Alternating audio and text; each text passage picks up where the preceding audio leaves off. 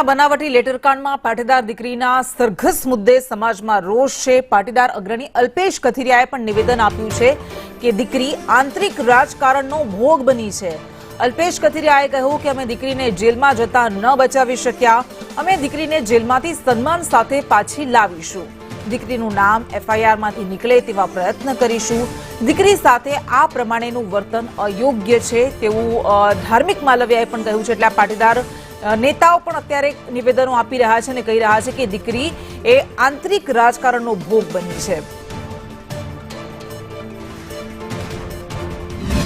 रात्रे 12 वाग्या पछी एनी घरेथी धरपकड़ करवी सूर्यास्त पछी जे कायदाथी विरुद्ध छे। मानव अधिकार ने कायदाथी विरुद्ध थई अने दीकरीनो वरघोड़ो मैं मारी जिंदगीमां गुजरातमां पहली वार जोयो छे। ए पाटीदार समाजनी दीकरी छे एटला माटे नहीं, ए गुजरातनी दीकरी छे, आपणी दीकरी छे। तो आ प्रवृत्ति में दीकरी ने ऑफिस थी 1.5 किलोमीटर दूर उतारी ने तमे बधा वच्चे एनी बीजे बेइज्जती करी छे, जेनी फजेती करी छे।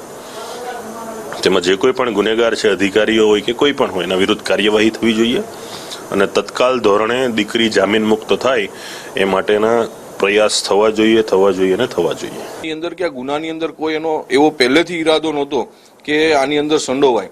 तो ए बाबत तो स्पष्ट है कि पोलीसे जाणे जोईए अने का कोई भी राजकीय व्यक्तिना वाला दवला थवानी नीतिनी अंदर कोई पण अधिकारी आ गंभीर बेदरकारीने भूल करी छे तो एने भोगववी पड़े। जे रीतना एक सामान्य बाबतने लईने दीकरीनी आटली मोटी बेइज्जती थई छे ने आज आटलो मोटो बनाव ऊभो थयो छे, तो ए रीते तंत्रमां बी कोई बी लेवलना अधिकारी होय तेनी सामे कायदाकीय कार्यवाही थवी जोईए।